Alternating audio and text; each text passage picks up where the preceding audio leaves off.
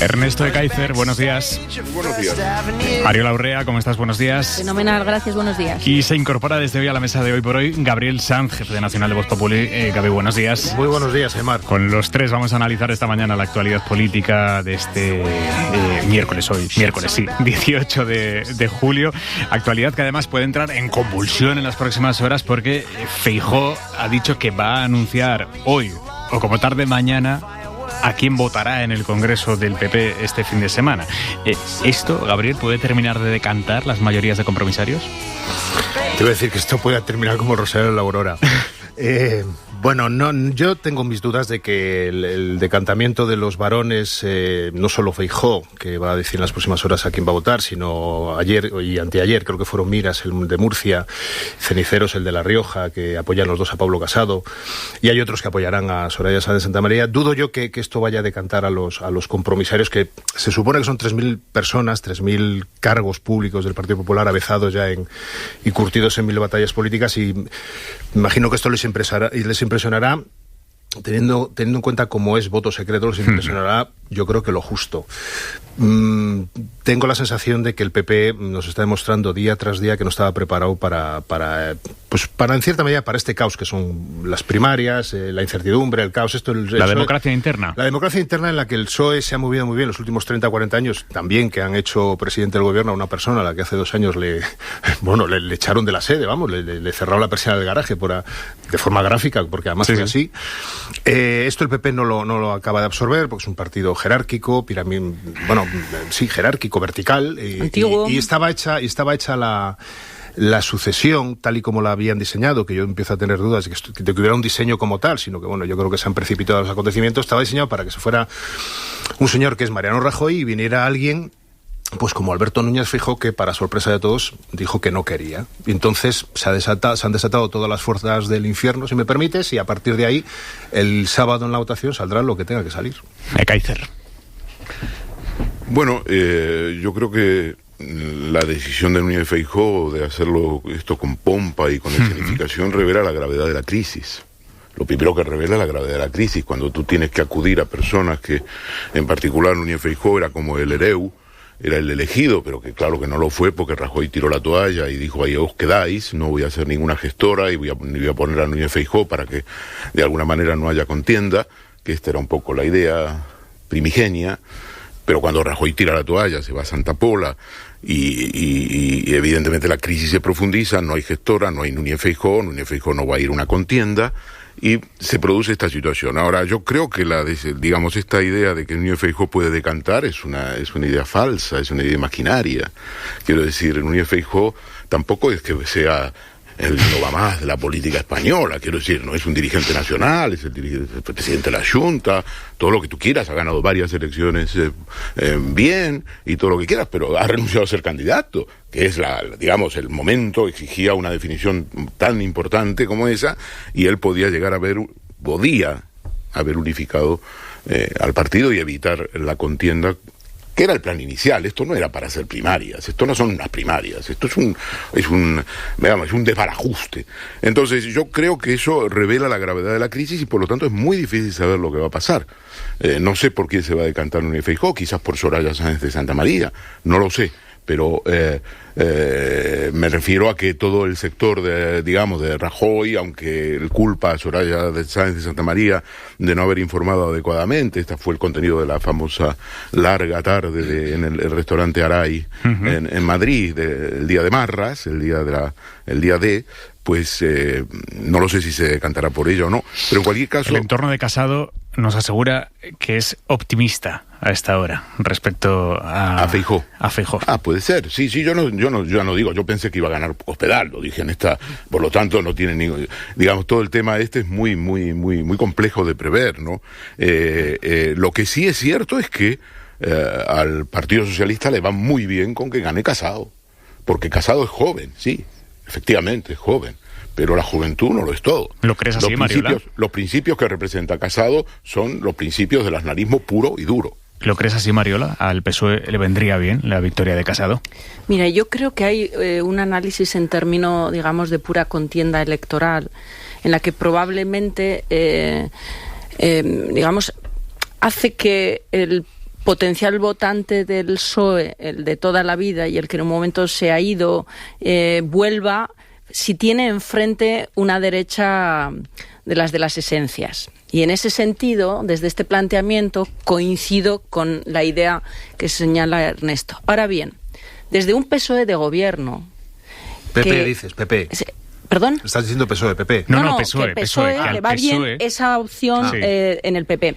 Pero desde un PSOE de gobierno, como el que tenemos ahora, no solo en clave electoral, sino en clave de gobernabilidad de España, con una agenda política como la que expresaba ayer el presidente en el en el Parlamento, ojo, porque hay que llegar a pactos de Estado significativos, y desde ese planteamiento no tengo tan claro que la interlocución no sea más factible la de Soraya que la de Casado. Por tanto, yo creo que no está tan claro a quién beneficia más una opción u otra. Lo dijo claramente Zapatero, haciéndole un flaco favor a Soraya Sáenz de Santamaría. Dijo, el diálogo sería mucho más fácil con ella. Electoralmente yo creo que le beneficia al PSOE, yo en eso estoy con Ernesto, creo que le beneficia al PSOE más Pablo Casado que Soraya, porque Soraya representa un centrismo, vamos a decir así, una gestión que no... Yo creo que eso es lo que he dicho en términos electorales. Dadme un segundo, os devuelvo la palabra ya, pero es que tenemos una noticia de última hora alucinante.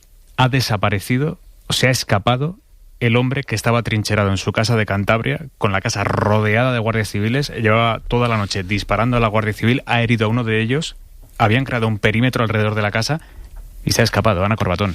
Pues sí, lo que sabemos hasta ahora es que los agentes han intentado acceder a la casa para detenerle, pero cuando han intentado entrar se han dado cuenta de que no estaba. Según cuenta hasta ahora la agencia EFE, fuentes de la investigación, se desconoce cómo y por dónde ha podido salir de la vivienda. Llevaba ahí, como decías, más de 12 horas atrincherado. Recordamos que ha disparado durante la madrugada a varios agentes, así que ahora se ha iniciado una búsqueda por la zona cercana a la casa, que es una zona muy cercana al Parque Nacional de los Picos de Europa. El agente herido está leve. No corre peligro, pero bueno, está ingresado, le ha disparado en el pie y está ingresado. Javier Alonso, ¿cómo abre la bolsa? Sin grandes movimientos hasta ahora, el IBEX 35 se mantiene, por lo tanto, en el nivel de los 9.700 puntos, con el euro cambiándose a $1.16 y sigue bajando el precio del petróleo. El barril de Brent se paga hasta ahora $71.62. En la cadena SER, Hoy por Hoy, con Aimar Bretos. Y con Gabriel Sanz, Mariola Urrea y Ernesto de Kaiser. La apuesta ideológica clara que está haciendo Casado hacia postulados más a la derecha de los que ha defendido el Partido Popular en los últimos años, ¿es solo una cuestión coyuntural para captar voto de determinados compromisarios, o una hipotética victoria de Casado derivaría o llevaría el PP hacia esas posiciones más escoradas, hacia la derecha? Mariola, ¿lo ves así? Mira, yo creo que en el fondo, en estas primarias lo que hay es un debate por quién es el dueño de lo que son las esencias del partido y del propio partido. Y esa es la lucha auténtica que hay de fondo entre los que apoyan a Casado y Soraya Sáenz de Santamaría. Estoy convencida que para muchos que apoyan a Casado, a Pablo Casado, creen que Soraya es una especie de arribista al partido, que no ha sido una referente en el partido nunca, que nunca ha hecho una defensa de quienes estaban en el partido atravesando épocas malas, y cederle el partido, poner el partido en sus manos, con independencia de cuál sea su ideología, que probablemente carece de ella, es algo que tengo serias dudas de que desde la lógica interna de un partido se puedan permitir. Y a mi juicio es esa la pugna que hay orgánica hoy en el partido, más allá de cuál va a ser su posición en materia de eutanasia, de cuál vaya a ser su posición en materia territorial, de cuál vaya a ser su posición en materia económica. Aquí hay una lucha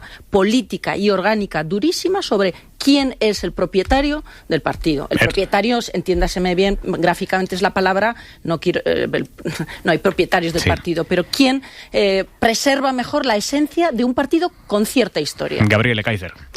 Yo tengo la sensación de que, los compromisarios son una mezcla entre el votante y el afiliado, que digamos es lo más cafetero que hay en un partido. Y los compromisarios no es exactamente el militante que puede atender a la lógica de la que hablaba Mariola, que es la lógica esa de volver a las esencias, volver a un cierto aznarismo, vamos a decir así. El compromisario también es una persona que puede atender la lógica que está utilizando el mainstream de la campaña de Soraya Sáenz de Santamaría, que es quién puede ganar mejor las próximas elecciones. Por eso ahí está mi duda. Yo creo que gane quien gane va a ser un resultado muy, muy ajustado. Bien es cierto que pase lo que pase, Pablo Casado ya ha ganado, en términos de que Pablo Casado, para la opinión pública, salvo los muy iniciados, los que estamos trabajando en la información política todos los días, era un personaje prácticamente desconocido y tiene un mérito indudable, que es haber llegado hasta aquí. Y ya veremos exactamente qué pasa en la votación del sábado. Pero yo también creo que si gana el sábado, hará un esfuerzo de integración, como lo ha hecho todo el mundo, como también lo va a hacer, o lo hizo Pedro Sánchez, como lo hicieron antes otros, porque no le queda más remedio a la hora de ir sumando. No olvidemos que el centro derecha que va a heredar es un centro derecha dividido entre el Partido Popular y Ciudadanos, y va a tener que comerle espacio a Ciudadanos si quiere volver a llegar algún día a la Moncloa. Fíjate, Aimar, hay una cosa que es curiosa. Si es cierto esta tesis que sostengo de dónde está la lucha realmente de poder en este... Si nos vamos ahora al PSOE y vemos lo que ocurrió, también en el PSOE ocurrió algo parecido. Hubo una acción de 100% PSOE, ¿os acordáis? Un candidato, una candidata, sí, que contaba con lo que parecía que eran las esencias de aquellos que habían sido relevantes en el partido, y alguien que creía que conectaba mejor con por dónde iban los nuevos tiempos. Y frente a esa hipótesis que en su momento analizábamos como, ¿es posible que gane alguien que tiene enfrente a todos la guardia pretoriana clásica del partido? Bueno, pues no solo ganó, sino que hoy es presidente. Y yo creo que hay algo de eso en el debate de primarias del PP. Entonces, la cuestión es, ¿se impondrá el 100% PP?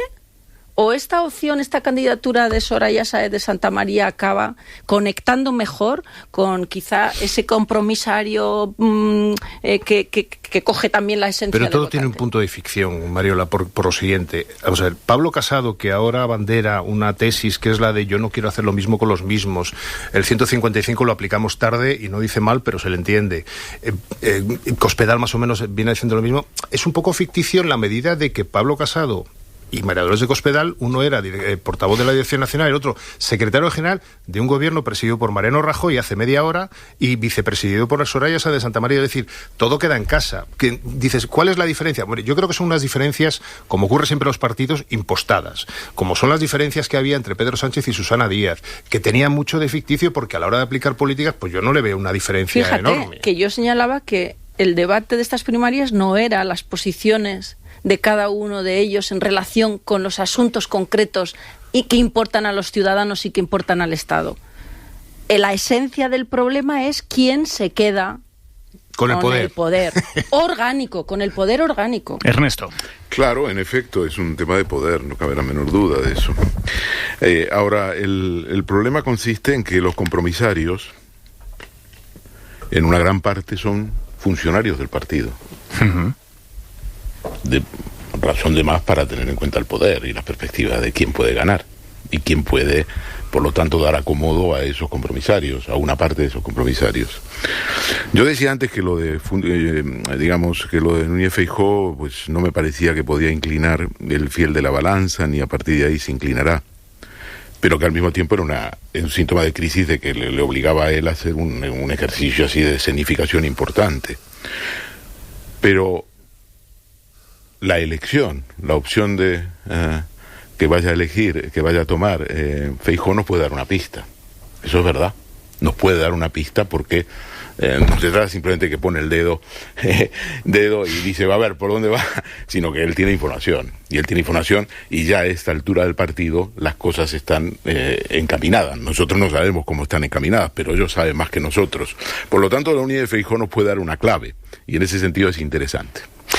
Y probablemente hay un proceso de presentación de la información y los apoyos programado de aquí a los últimos días, ¿no? Es decir, se está dosificando bien la información para acrecentar la idea de que crece los apoyos en un sentido, especialmente después del fracaso de la reunión de ayer entre ellos dos, y por lo tanto quizá la balanza se esté decantando. En términos de dosificación de información que hablaba Mariola, yo creo que en este punto y hora Casado lleva una cierta ventaja en la medida en que pues eso ha ido dosificando el apoyo de Miras, el murciano, el apoyo de Ceniceros de La Rioja, Ares Cañete, que también es un factor importante, un hombre de Cospedal de siempre. Vete a saber si es Núñez Feijóo, pero no olvidemos que en Galicia ganó las elecciones, las primarias de voto del militante las ganó Cospedal.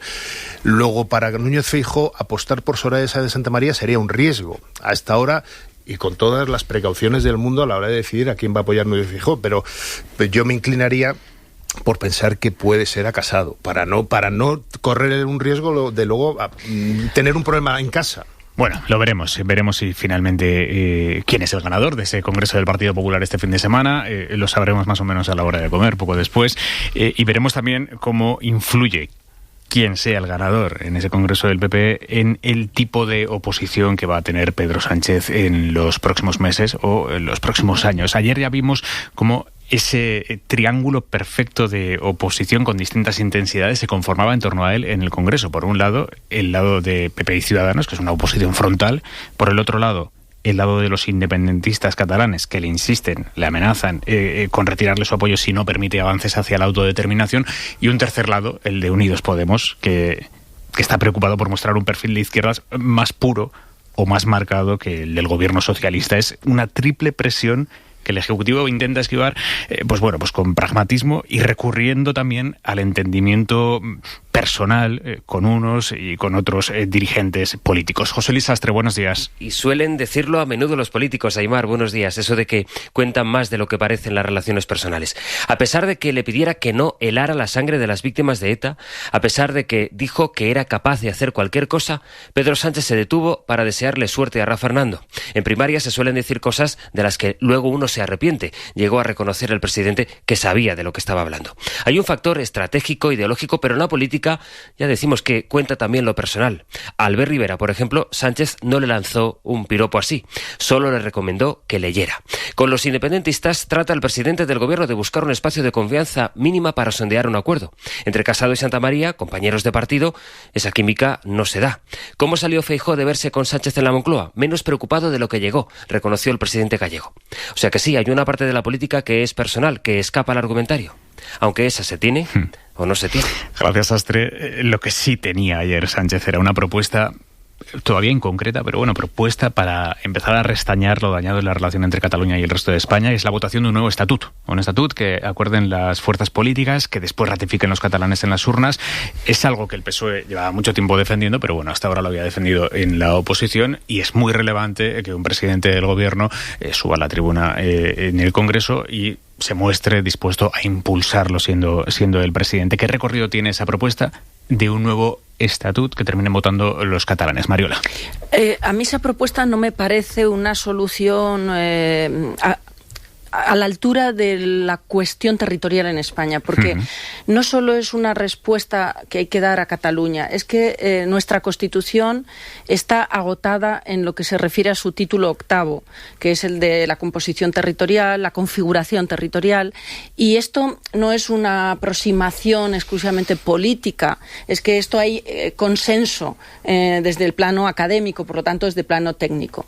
Esto, si partimos de este punto, intentar un nuevo estatuto que satisfaga a Cataluña, pero sobre todo que responda y que atienda a la cuestión territorial, pues creo que no es la solución satisfactoria. Honestamente, aunque soy perfectamente consciente de que la situación parlamentaria y el tiempo político no imaginan un escenario como el que voy a señalar, pero es que la única solución que cabe para ofrecer una respuesta satisfactoria a la cuestión territorial en España, dentro de la cual se integra Cataluña, es una reforma de la Constitución que aborde el título octavo. Es la propuesta de Sánchez, una doble votación. O sea, que los catalanes voten su estatut y que los españoles voten una reforma constitucional en sentido federal. La doble, va en pack. Pero el orden de los factores altera el producto.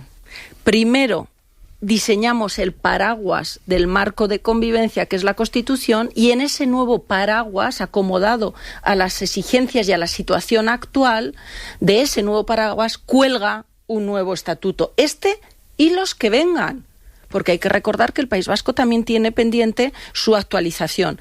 Y este fue el error de Zapatero en su momento, el presidente Zapatero, pretender desbordar la Constitución por las reformas de los estatutos y de aquellos polvos estos lodos. Entonces no repitamos la operación. El orden de los factores altera el producto. Primero, reforma constitucional y con ese pacto ya cuelgan los nuevos estatutos. Ernesto. Bueno, eso será el programa para el futuro, un futuro que no conocemos, incierto, con 84 diputados, francamente se puede hacer muy poco. Por lo tanto, todo esto es muy interesante, pero va en la línea, a mí me recuerda cuando... ¿Os acordáis? Se formó la famosa comisión entre el PSOE y el PP para hacer la reforma constitucional, que fue saludada como una victoria del PSOE y una gran concesión. Bueno, más que reforma, era una comisión de análisis del sistema pero autonómico. el PSOE lo vendió como una gran conquista de por fin el PP...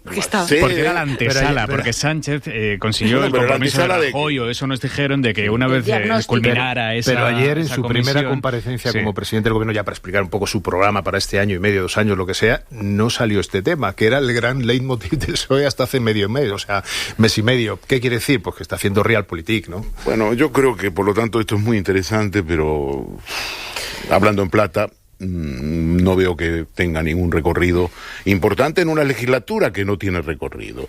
Yo creo que vosotros analizáis todo lo que pasó ayer con Sánchez y los medios de comunicación y es un esfuerzo colosal, me parece interesantísimo, pero es que es lo que da.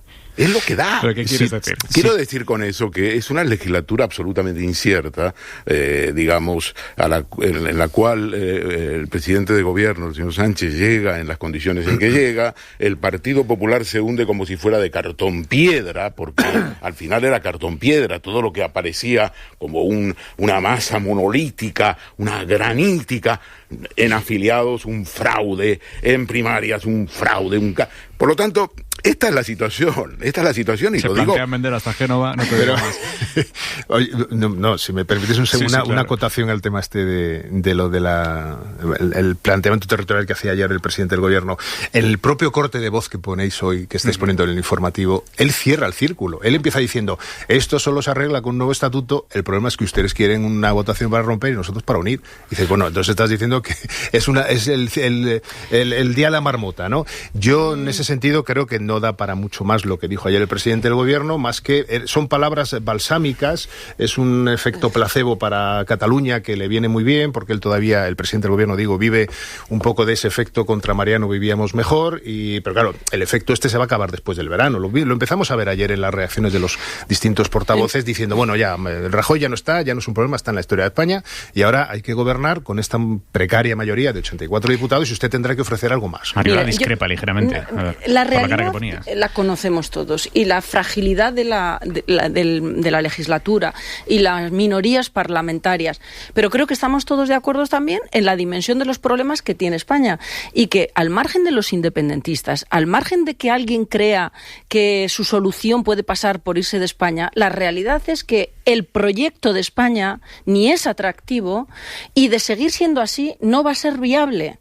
Pero no va a ser viable porque no hay más que ver algunos de los deterioros potentes que tienen instituciones vertebradoras de un Estado. Por tanto, afrontar una reforma que actualice todo eso es imprescindible.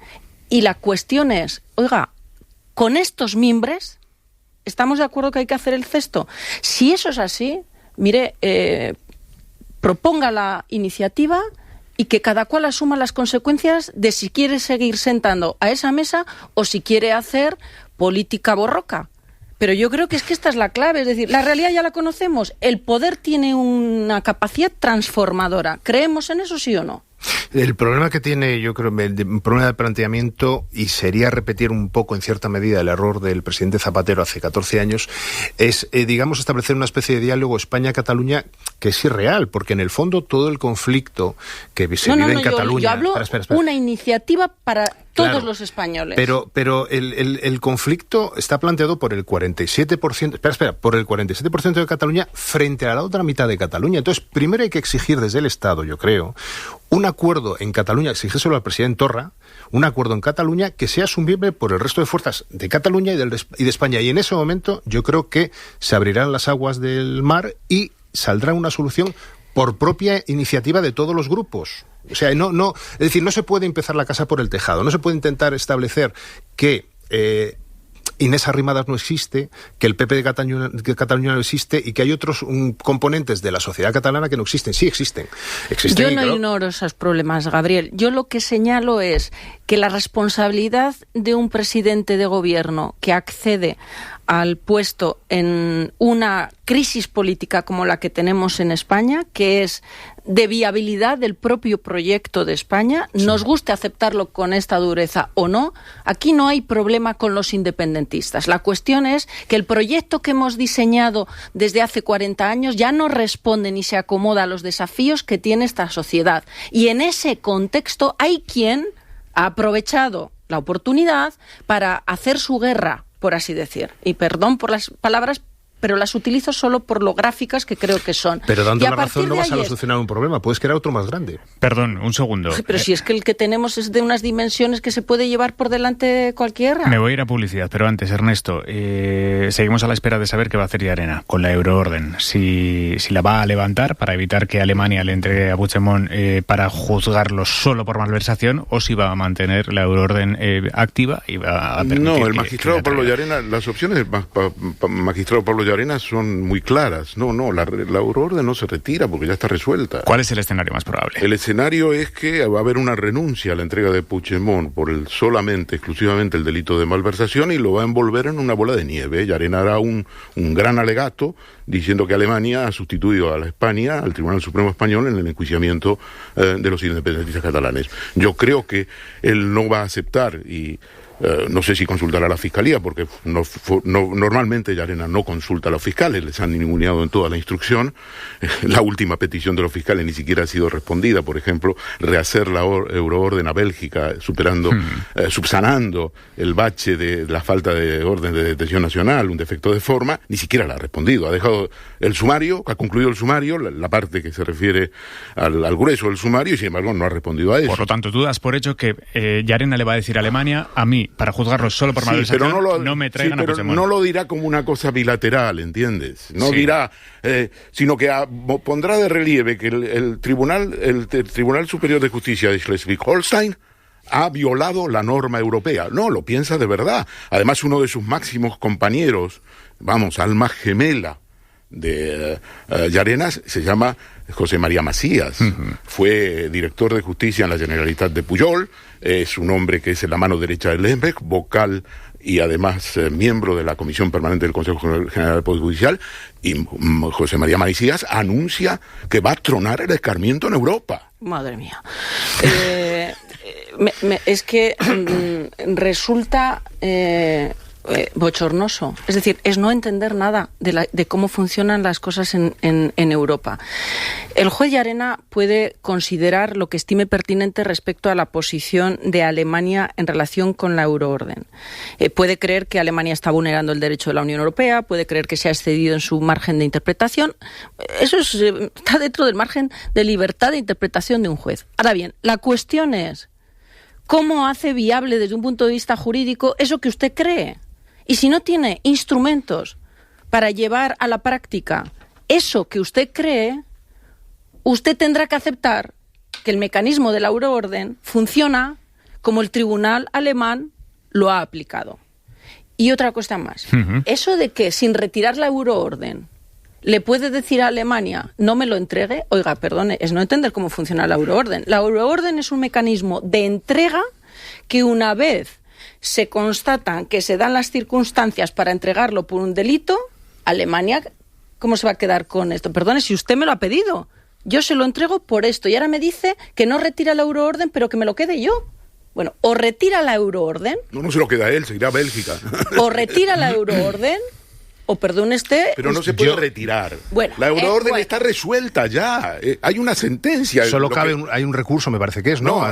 No, pero no la Fiscalía, no el Estado español. Solamente se puede abrir un debate sobre el tema constitucional. Claro, eso es la parte, digamos, de A mí me ha sorprendido lo que ha ocurrido porque, hablando con fuentes del gobierno hace relativamente poco, ellos se habían hecho un calendario estimativo de que este proceso de tema Puigdemont en Alemania iba a durar un mínimo de 5 o 6 meses, contando recursos de una parte o de otra en función de cuál fuera el resultado del Tribunal Regional de Holstein, etcétera. Entonces, la resolución tan inmediata por tema de malversación a mí particularmente me sorprendió, y yo luego consultando me dijeron, bueno, todavía quedan recursos, vamos a ver cómo queda esta historia. Un segundo, Mariola, un segundo que me voy a ir a publicidad y volvemos en 2 minutos.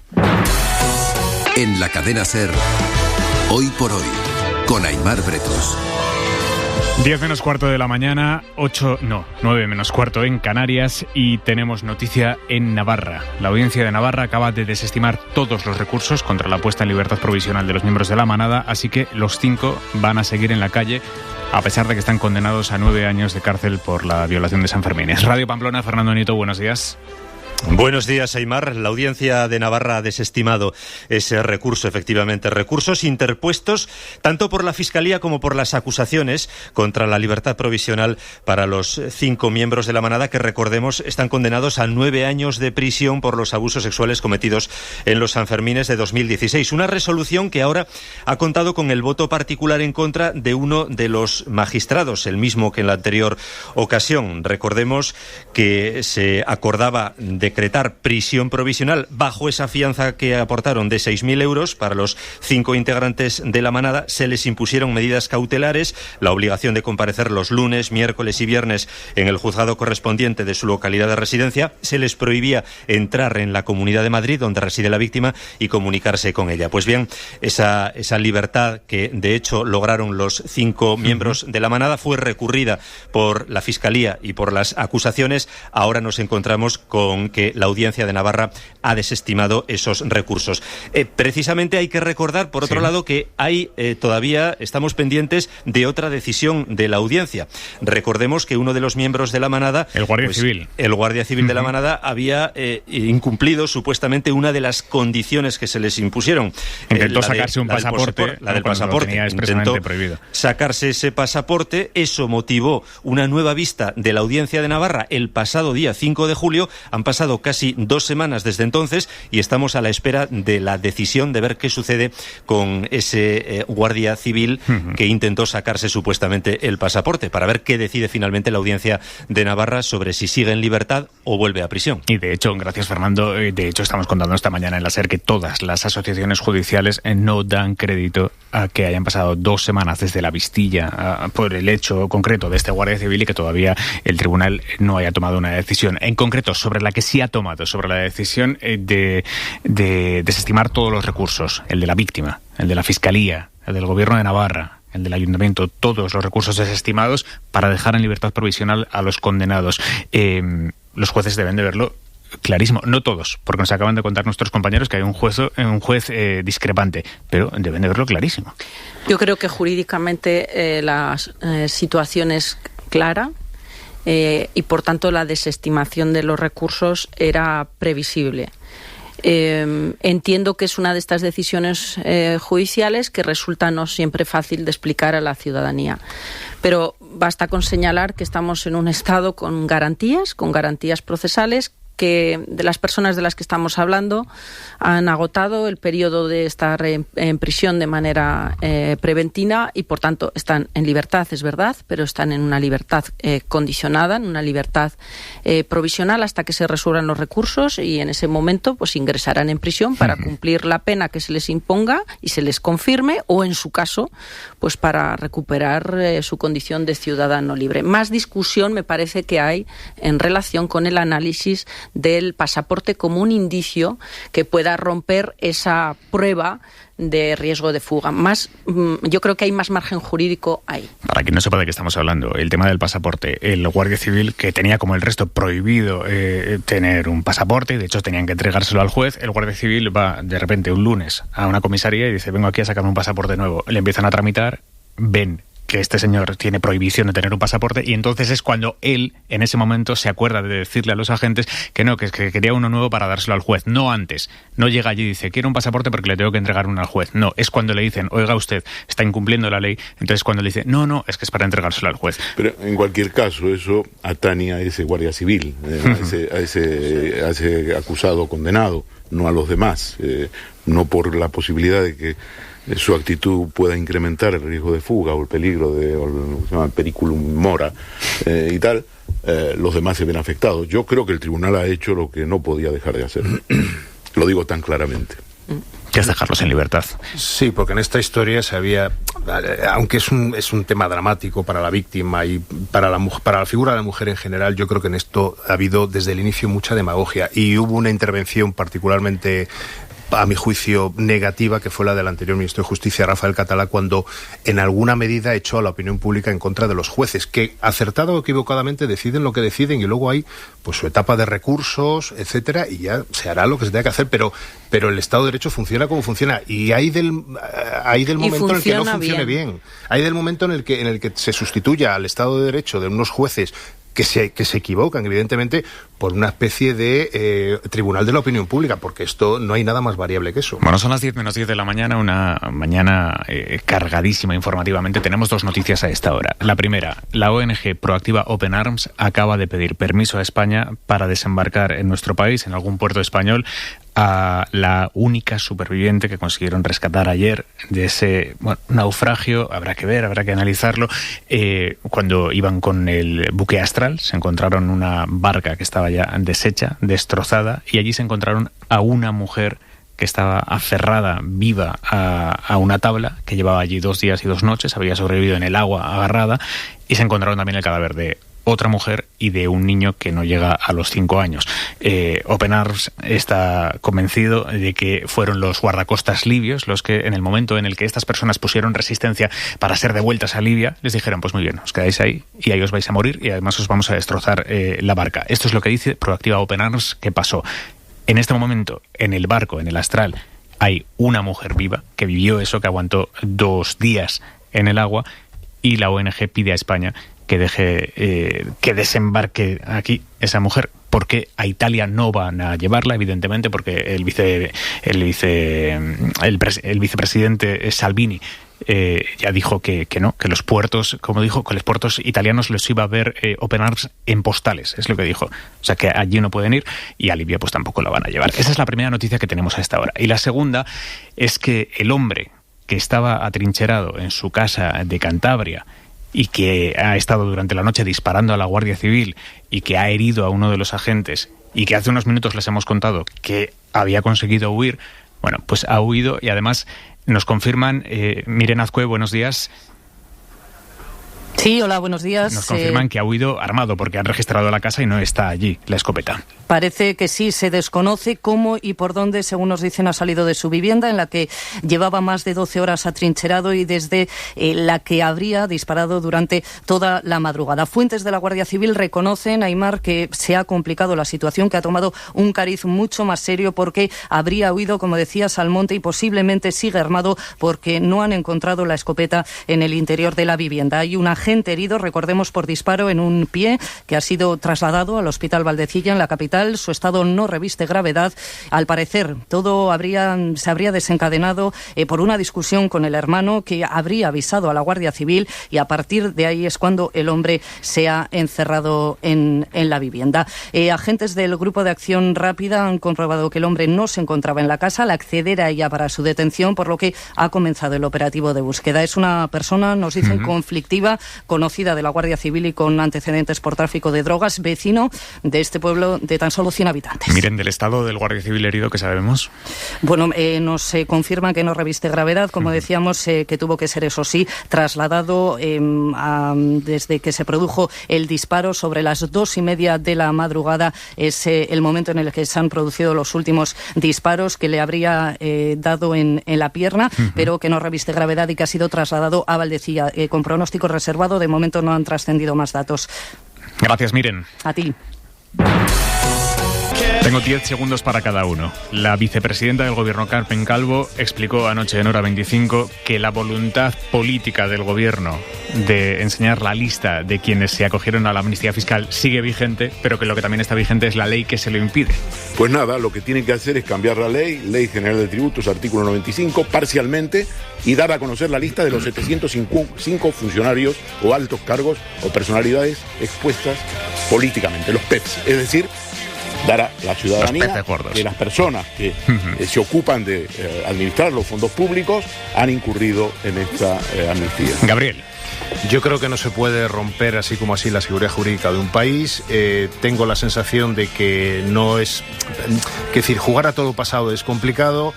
No es lo mismo predicar que dar trigo. Eso lo sabe bien Pedro Sánchez y lo saben todos los anteriores que le han precedido en la presidencia del gobierno. Y veremos qué hace Albert Rivera si llega algún día a la Moncloa. Mariola. Si el gobierno cree que está vigente la iniciativa política de dar luz a esa lista, encontrará la fórmula para, sin que el gobierno viole la ley, esa lista sea conocida por la ciudadanía. Gracias a los tres, hasta la semana que viene, adiós.